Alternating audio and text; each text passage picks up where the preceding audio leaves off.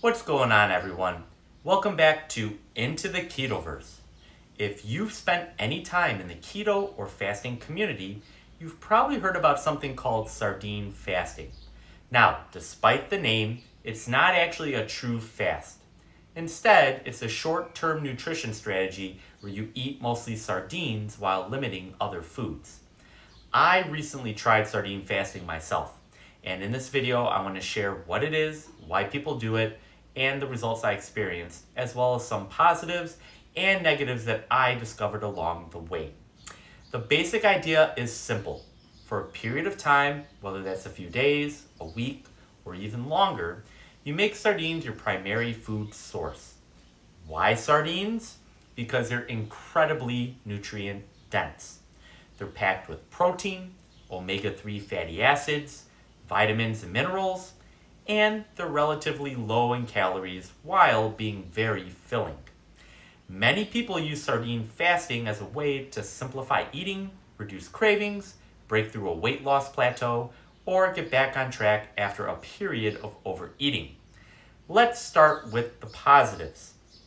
One of the biggest benefits for me was the complete lack of food noise. I wasn't constantly thinking about food. I wasn't wondering what I was going to eat next. I wasn't scrolling through food videos or looking for snacks. Because my meals were so simple, food became much less of a focus throughout the day. Another benefit was that I found it surprisingly sustainable. Now, I'll talk about food boredom in a minute, but from a hunger perspective, sardines kept me full. The combination of protein and healthy fats was very satisfying, and I rarely felt hungry between meals.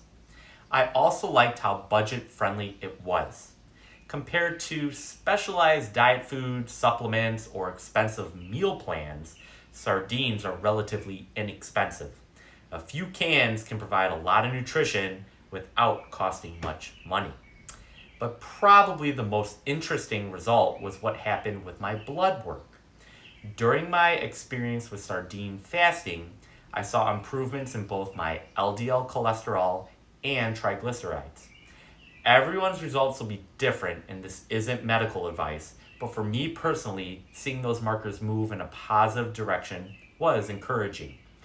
Of course, it wasn't all positive. The biggest downside at the beginning was fish burps and some stomach upset, especially during the first day. My digestive system eventually adjusted, but those first 24 hours were definitely noticeable.